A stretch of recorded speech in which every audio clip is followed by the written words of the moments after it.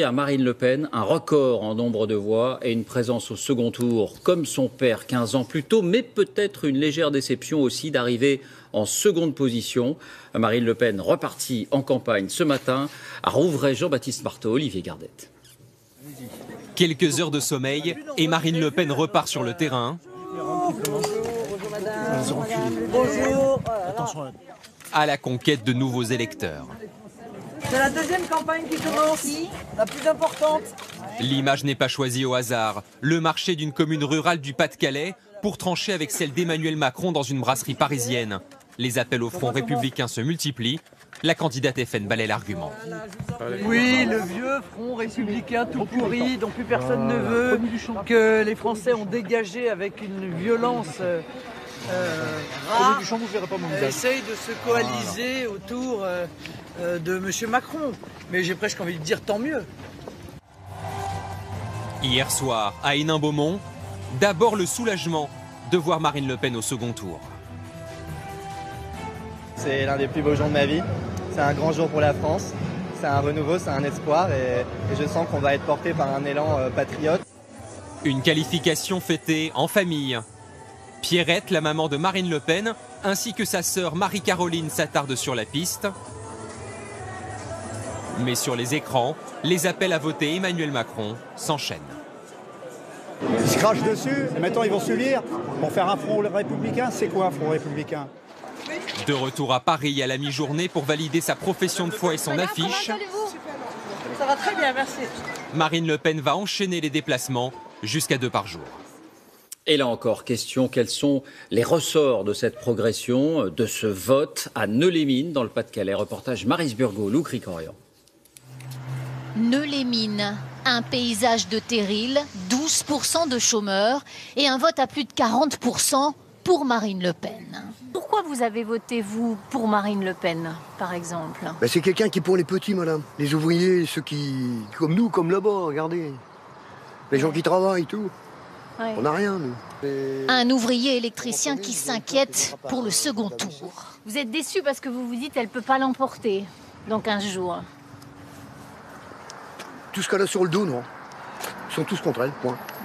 Elle n'a pas de réserve de voix. Où est-ce qu'on va aller trouver les voix, les autres? Je donne. Automatiquement, c'est bon, quoi, voilà. Des maisons ouvrières. Et après les appels de François Fillon, où François Hollande a voté Emmanuel Macron, une forme de révolte. C'est toujours ce plafond de verre. Le problème, c'est quand elle passe au premier tour, elle est stoppée avec tous les autres. Ils se retournent tous contre le FN, entre guillemets, tous. Et ça, c'est désolant, vous trouvez? Bon, oui. Normalement, ils devraient, entre guillemets, je vais être vulgaire, fermer leur gueule et puis garder leur opinion pour eux. À la sortie des classes, des mères de famille déterminées, mais elles aussi déçues. Vous avez voté pour Marine Le Pen ou pour son programme? Pour son programme et pour Marine Le Pen aussi, parce qu'il faut qu'il y ait du changement, parce que ça recommence comme avant. Il y en a marre que les immigrants ils prennent les boulots des Français. On a marre qu'on galère tous les mois. On a marre de payer des impôts et tout. Je sais très bien que mon vote il va rien compter, quoi. Je sais très bien. Je sais très bien que le président ce sera Macron. On est reparti pour 50 galères. Si Macron il passe, ce sera le même programme que Hollande. À Neu-les-Mines, un certain fatalisme s'est donc emparé des partisans de Marine Le Pen. Cela ne les empêchera pas de voter au second tour. Et on vous retrouve Guillaume Daret. D'abord, ce score de Marine Le Pen. Est-ce une grosse performance ou est-il à relativiser? On a senti un sentiment mélangé, on l'entendait à l'instant. Alors c'est vrai qu'avec ce score, c'est 21,3%. Certains cadres du Front National semblaient déçus et qui imaginaient Marine Le Pen nettement en tête, frôlant la barre des 30%.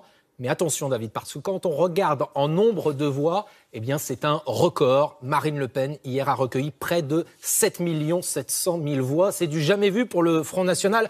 Regardez par rapport au précédent scrutin, c'est presque 1 million de plus que lors des régionales de 2015 qui avaient établi le dernier record. C'est évidemment mieux qu'en 2012 et mieux aussi qu'en 2002, même si le corps électoral, évidemment, a évolué depuis. Quelle est la carte du vote Marine Le Pen? Alors, on retrouve notre carte. Vous voyez, elle a fait des très bons scores, évidemment, dans ces bastions du Nord, de l'Est, du pourtour méditerranéen également. Elle est aussi en tête En Corse, autre élément notable et intéressant, si on prend le vote ultramarin dans son ensemble, eh bien, Marine Le Pen est en tête outre-mer. Qui sont les électeurs de Marine Le Pen? Y a-t-il un profil type là aussi? Alors, en matière d'âge, l'Institut Ipsos montre qu'elle réalise ses meilleurs scores chez les 35-49 ans, 29% des suffrages. En revanche, toujours des difficultés chez les plus âgés, seulement 9% des plus de 70 ans. C'est un vote aussi qui a attiré les catégories populaire. Regardez, 36% des ouvriers, selon l'Institut Ipsos, ont voté pour Marine Le Pen, seulement 13% des cadres. Et d'où viennent ces électeurs politiquement? Alors, ce qui est normal, déjà, évidemment, 84%, l'immense majorité de ceux qui avaient voté pour elle il y a 5 ans l'ont fait à nouveau hier, mais pas seulement. Il y a aussi 13% des électeurs de Nicolas Sarkozy et aussi 6% des électeurs de François Hollande. Merci Guillaume. Marine Le Pen qui nous rejoint dans un court instant pour sa première interview de cette nouvelle phase de la campagne électorale. Le temps de dresser la physionomie de ce que sera cette confrontation du second tour. Une bataille entre deux visions du monde, en tout cas d'un point de vue économique. Christelle Mera. Deux candidats, deux visions radicalement différentes de l'économie. Opposition d'abord sur le libre-échange. Les credos de Marine Le Pen, anti-mondialisation, protectionnisme. Nous ferons aussi du protectionnisme intelligent pour nous protéger des désastres économiques, pour nous protéger de la concurrence déloyale. Elle propose des barrières douanières et une taxe de 3% sur les importations de produits étrangers. Un protectionnisme dénoncé par Emmanuel Macron, partisan d'une économie ouverte sur le monde, favorable au libre-échange. L'Europe, l'autre clivage. Emmanuel Macron, un Européen convaincu. Nous aimons la France forte, la France de l'espoir, dans l'Europe. Nous voulons une Europe plus forte. Marine Le Pen, elle, veut négocier à Bruxelles la sortie de l'euro et, s'il le faut, proposer par référendum de quitter l'Union européenne. Enfin, deux méthodes se dessinent. Lui veut assouplir les règles, s'attaquer à certains totems. Elle promet de mieux protéger les Français. Exemple, la retraite. Pour lui, toujours à 62 ans, mais régime de base unique, fin des régimes spéciaux. Pour elle, le retour de la retraite à 60 ans. Même opposition sur l'entreprise. Pour Emmanuel Macron, il faut négocier dans chaque société. Marine Le Pen préconise des négociations au niveau des branches, comme c'est plus souvent le cas aujourd'hui.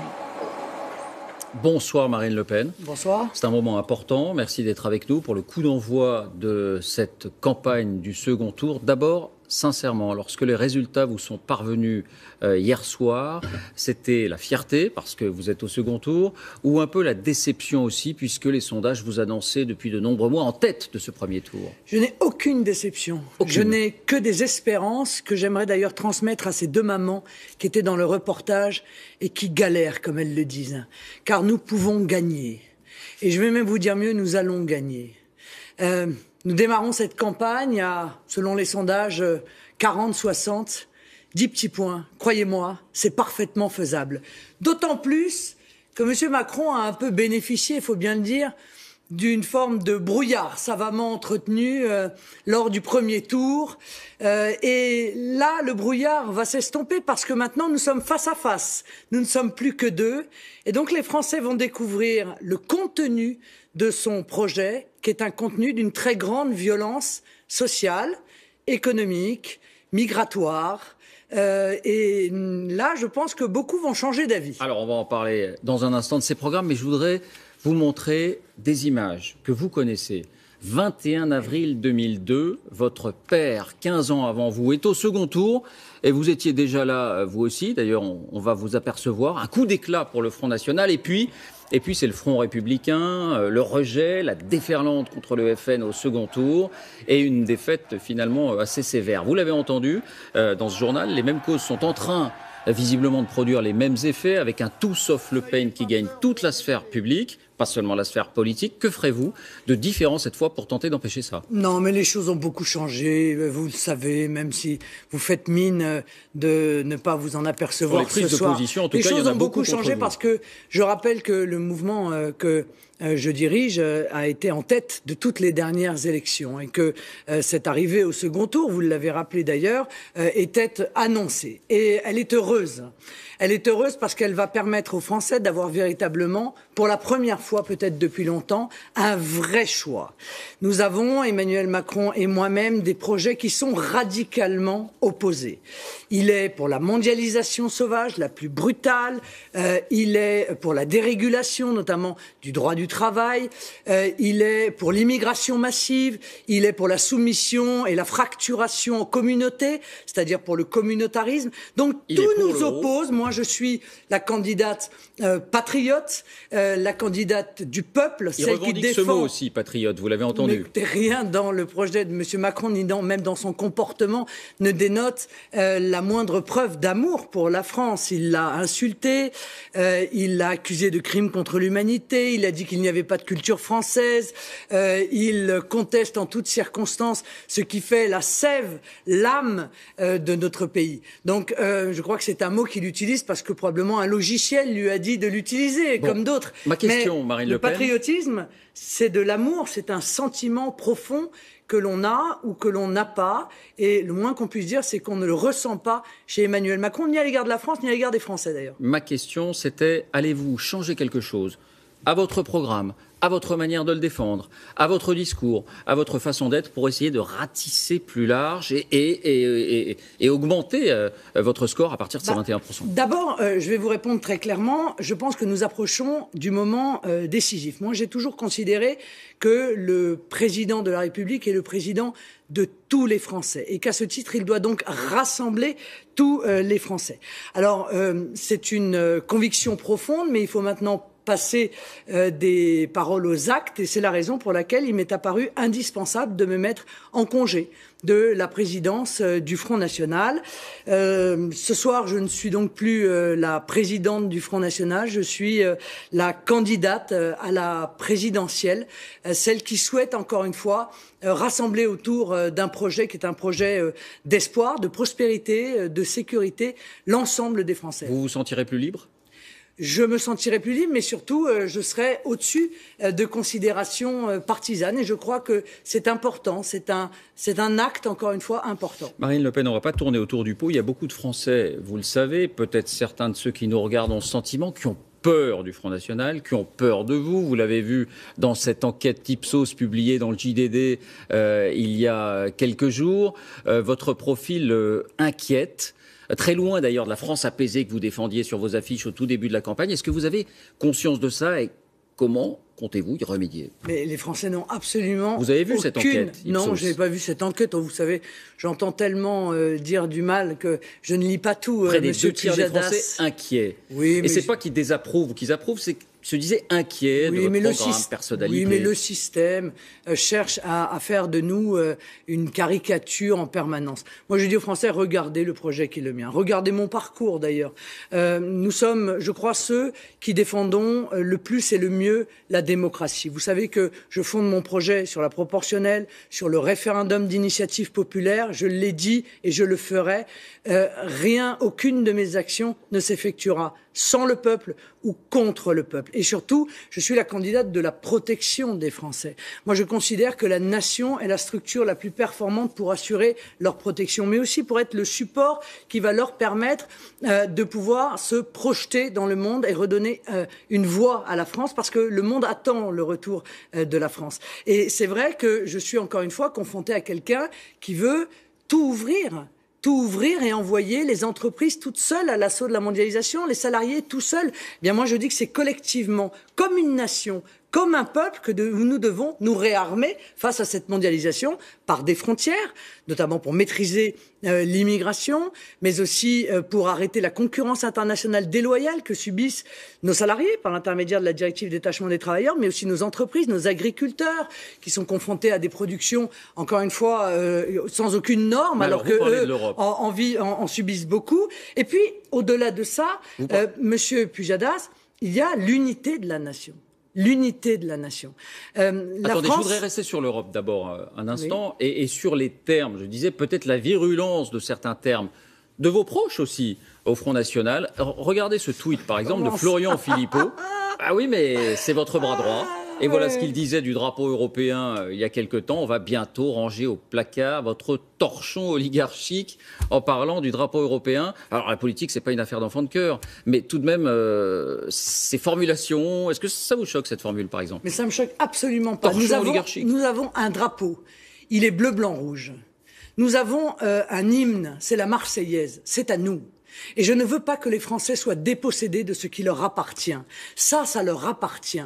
C'est leur identité. De la même manière que leur système de protection sociale leur appartient. Et d'ailleurs, c'est eux qui le financent. Et c'est donc normal que ce soit eux qui en bénéficient. De la même manière que leur droit du travail qui protège les salariés leur appartient. Et je n'ai pas envie d'accepter qu'on dérégule l'intégralité du droit du travail, qu'on fasse cette casse sociale que monsieur Macron veut faire par ordonnance. Il faut que les Français sachent ce que ça veut dire. Ça veut dire qu'il va arriver au pouvoir et sans même qu'il y ait un débat devant l'Assemblée, il y aura, il l'a dit lui-même, une loi El Khomri puissance 10, puisque M. Patriat, son soutien, a dit que la loi El Khomri n'était pas allée assez loin. Eh bien, je ne veux pas de tout ça. Je veux encore une fois défendre, je l'ai dit, le patrimoine matériel et immatériel des Français. Aujourd'hui, il est en grand danger. Donc, si les Français doivent avoir peur, ça n'est ni de moi, ni de mon projet, c'est du projet et d'ailleurs peut-être de la personnalité de M. Macron qui va probablement se révéler sous des traits moins sympathiques, moins enjôleurs que ce qu'on nous a présenté. C'est-à-dire, à quoi pensez-vous? Non, mais nous verrons bien dans le cadre de ce second tour. Je reviens à la campagne. Question simple et peut-être réponse assez rapide. Pour élargir votre socle, des contacts sont-ils en cours en ce moment, depuis ce matin, avec des élus des Républicains? Oui, il y a un certain nombre de contacts qui sont en cours, mais vous avez noté d'ailleurs qu'il n'y a pas d'unanimité. Il y a beaucoup de dirigeants et de cadres et d'élus, les Républicains, qui ne comprennent pas le positionnement de M. Fillon. Il y a unanimité contre vous. Il n'y a pas unanimité pour voter. Non, il n'y a pas. C'est pas vrai. Emmanuel Macron, mais ce que vous dites n'est pas vrai. Et il y a encore moins unanimité chez leurs électeurs. Et je vais vous dire pourquoi. Parce que pendant tout le premier tour, M. Fillon et ses cadres ont expliqué aux électeurs, les Républicains, que M. Macron, c'était un bébé Hollande et que c'était le drame, qu'on n'allait pas en reprendre 50 plus. Bon, et d'un coup, d'un seul, ils appellent pour certains à voter pour Macron, c'est-à-dire pour la continuité d'un quinquennat qui a été juste épouvantable sur l'ensemble des domaines. Vous espérez des ralliements ? Oui, bien sûr. J'espère d'abord le ralliement de millions de Français, parce que... Mais là, je parlais des élus et des cadres. Oui, mais il y en aura, très certainement. Christine Boutin, vous parlez avec elle? Non, mais écoutez, on ne va pas faire les uns après les autres, ça a peu d'intérêt. Elle vous a adressé un signe. Moi, ce que je voudrais dire aux Français, c'est compte tenu de ce qui se passe là, ils revoient encore une fois le système se coaliser, les Français ne les voulaient plus, ils n'en voulaient plus aucun, eh bien, ils les auront tous. Voilà.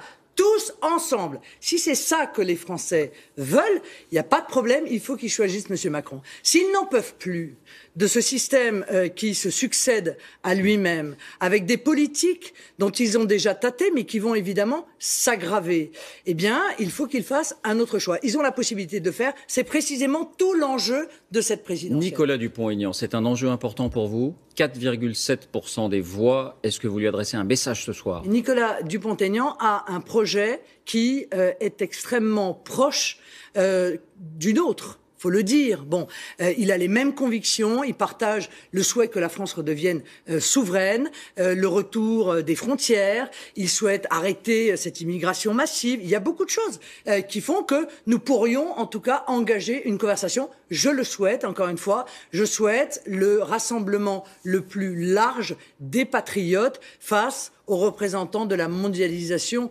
décomplexée. On verra s'il entend votre appel. Beaucoup de choses, et là je reviens à votre confrontation directement avec Emmanuel Macron, vont se jouer lors du débat qui aura lieu dans une huitaine de jours. Alors il y a déjà eu des échanges entre vous et Emmanuel Macron lors d'un précédent débat. C'était il y a quelques semaines. Regardez, écoutez. Il n'en demeure pas moins qu'il y a quelques années, il n'y avait pas de burkini sur les plages. Je sais que vous êtes pour, M. Macron, il n'y en avait pas. S'il vous plaît. Et chaque année... Madame Le Pen, vous serez gentille. C'est ce que vous avez déclaré, non? Je ne vous fais pas parler, je n'ai pas besoin d'un ventriloque. Je vous assure, tout va très bien. Quand j'ai quelque chose à dire, je le dis clairement, c'est mon habitude. Vous savez quoi, Monsieur Macron, vous avez un talent fou. Vous arrivez à parler 7 minutes, je suis incapable de résumer votre pensée, vous n'avez rien dit. Est-ce que c'est dans un état d'esprit, disons... Dans quel état d'esprit allez-vous aborder ce débat? Combatif, voire un peu virulent, comme c'était le cas ce soir-là? En effet, c'est vrai qu'il n'avait pas besoin d'un ventriloque, il en avait déjà un, on l'a vu à la télévision cet après-midi, il s'appelle François Hollande. Voilà, puisqu'il a appelé cet après-midi à voter pour lui. Votre état d'esprit. Donc son ventriloque, en fait, c'était le président de la République. Non, mais moi, je suis dans un état d'esprit où je me réjouis que nous parlions de politique. Je me réjouis encore une fois que les Français puissent choisir. Encore une fois, les choix sont clairs. La France, parce que c'est un référendum, hein, la France ou autre chose. La disparition de la France, la dilution de la France telle que, je crois, les Français l'aiment. Et c'est presque, encore une fois, une forme de référendum, cette élection présidentielle. Alors nous allons débattre, projet contre projet, j'en suis ravi. Les Français vont découvrir le projet de M. Macron, puisque même les journalistes n'arrivent pas à me citer 3 mesures de M. Macron. Donc c'était quand même un peu embêtant à la fin de la campagne. Je pense que ces électeurs, en partie, ne savent pas non plus précisément ce qu'ils proposent. Donc on a fait la critique du vide pendant le premier tour. Maintenant, croyez-moi, on va faire la critique du plein, et il y a beaucoup à dire. Est-ce que vous lui reconnaissez une qualité que vous attribuez, celle du courage? Après tout, vous dites François Hollande, mais il a quitté le gouvernement, il a rompu avec François Hollande, il a monté son mouvement, peu de monde y croyait. Est-ce que vous lui reconnaissez du courage? Il n'a jamais rompu avec François Hollande. Il l'a fait croire qu'il avait rompu avec François Hollande. Pensez que tout ça est une mascarade? Mais bien entendu, M. Hollande le soutient depuis des mois et des mois. J'ai pu m'en apercevoir d'ailleurs lorsque je suis allé au Liban rencontrer le président Aoun, puisqu'il m'avait précédé et que le voyage avait été intégralement organisé par l'ambassade de France. Donc en fait, ça fait longtemps que M. Macron est soutenu par M. Hollande. Mais quel courage! Il avance sur un tapis de roses sous les compliments permanents de la presse. D'ailleurs, les reportages que vous avez passés tout à l'heure le démontrent une fois de plus, avec une forme d'unanimité soutenue par toutes les forces patronales, syndicales, médiatiques. Faut pas beaucoup de courage pour faire ça. Mais ça n'est pas grave. Moi, encore une fois, je préfère être soutenu par le peuple français. C'est de son avenir dont dépend le choix qui sera fait d'ici quelques jours. Donc c'est à eux que je parle, c'est eux que je veux défendre, c'est eux vers lesquels va toute mon affection. Voilà. Merci Marine Le Pen, Emmanuel Macron, qui sera notre invité à cette même place dans les prochains jours. Merci d'avoir répondu à nos questions. On poursuit avec François Fillon et la grande désillusion. Alors que la droite avait gagné beaucoup des élections intermédiaires ces dernières années, alors que l'élection lui semblait promise, la droite est donc éliminée et François Fillon a tiré sa révérence tout à l'heure. Tiffaine de Tricorneau, Francis Mazoyer, Bernard Bonnard. Il est arrivé à pied, la mine sombre,